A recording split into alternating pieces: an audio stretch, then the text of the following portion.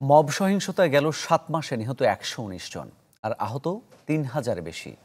কখনো স্বৈরাচারের দালাল তকমায়, আবার কখনো শত কোটি টাকার খোঁজে ছাত্র জনতার নামে ঢুকে পড়ছে অন্যের ব্যক্তিগত সম্পত্তিতে। এসব বিষয়ে পুলিশ কঠোর হওয়ার বার্তা দিলেও বাস্তবে এর মিল নেই। বিশ্লেষকদের আশঙ্কা, এখনই ব্যবস্থা না নিলে পরিস্থিতি আরও ভয়াবহ হতে পারে। ফয়সাল হোসেনের রিপোর্ট।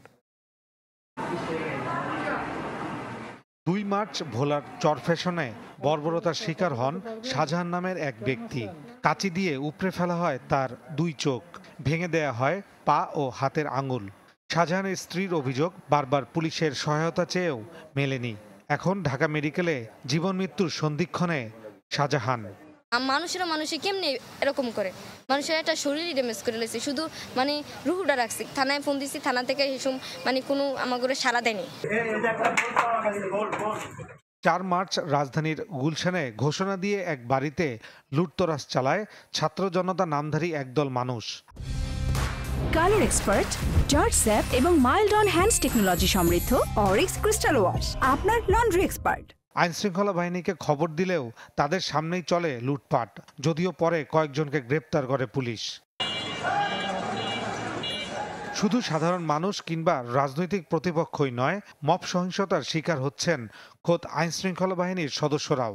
দেশে গত কয়েক মাসে এমন অনেক ঘটনায় আতঙ্কিত সাধারণ মানুষ, যদিও পুলিশ কমিশনারের হুঁশিয়ারি আর ছাড় দেয়া হবে না।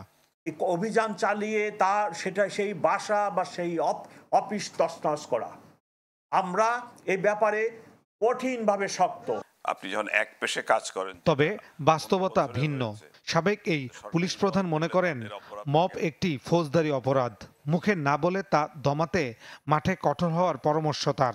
প্রতিটা সিচুয়েশনই কঠোরভাবে নিয়ন্ত্রণ করা উচিত, তার কারণ অনেক লোকের মধ্যে আইন হাতে তুলে নেওয়ার একটা প্রবণতা দেখা দিচ্ছে। মানবাধিকার কর্মী ও নিরাপত্তা বিশ্লেষকদের মতে মব ভায়োলেন্স ছোঁয়াচে রোগের মতো।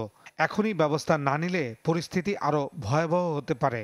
কিছুদিন পর পর এমন কিছু পরিস্থিতির উদ্ভব ঘটছে যেটি কোনোভাবেই সাধারণ জনগণের যেমন মঙ্গল বয়ে আনবে না, গণতন্ত্রকেও ধ্বংস করে দেবে এবং প্রগতির পথের অন্তরায় হয়ে দাঁড়াবে।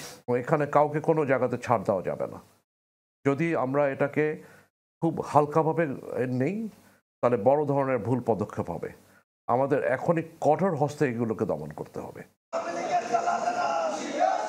এই ধরনের মব ছিনতাই ও লুটপাটের একটি কৌশল বলেও মনে করেন বিশ্লেষকরা। ফয়সাল হোসেন, চ্যানেল 24, ঢাকা।